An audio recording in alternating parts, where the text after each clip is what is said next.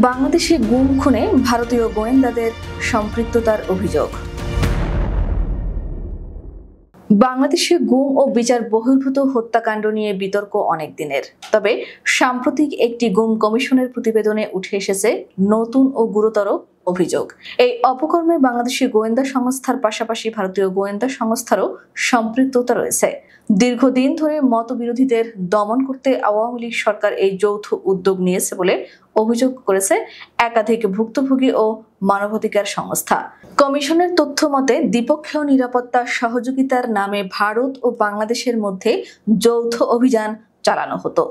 একাধিক ক্ষেত্রে দেখা গেছে বাংলাদেশ থেকে সন্দেহভাজন ব্যক্তিদের তুলে নিয়ে প্রথমে ভারতে নেওয়া হয়েছে।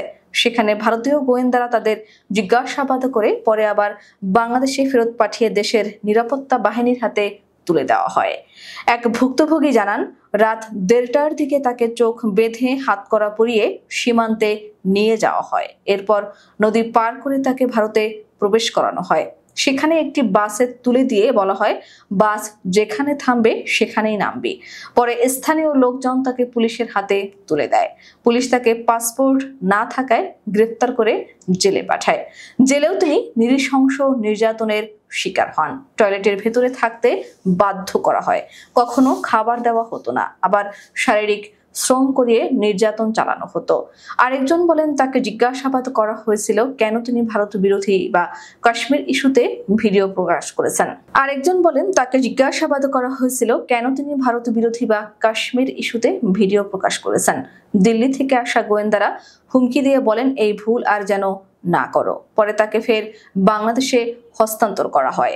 আরেকজন জানান, তাকে র্যাবের আয়নাঘরে আটক রেখে ভারতে হস্তান্তর করা হয়। সেখানে তাকে ভারতের মুসলমানদের নিয়ে ভিডিও পোস্টের বিষয়ে প্রশ্ন করা হয়। তিনি বলেন, ওরা বলতো বড় গোয়েন্দা সংস্থা আছে, র্যাব তোমাকে রক্ষা করতে পারবে না।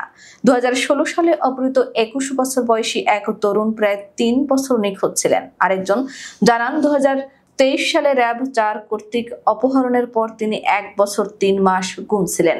ভুক্তভোগীরা বলেন, তোর ভালোর জন্য বাইরে পাঠানো হচ্ছে বলে আশ্বাস দিয়ে গুমের প্রক্রিয়া চালানো হতো। গুম কমিশনের প্রতিবেদনে এসব ঘটনার স্বীকৃতি এসেছে। এতে স্পষ্ট যে বাংলাদেশে গুম খুন শুধু অভ্যন্তরীণ ইস্যু নয়, এতে প্রতিবেশী রাষ্ট্রের গোয়েন্দা সংস্থারও প্রত্যক্ষ ভূমিকা ছিল বলে অভিযোগ উঠেছে।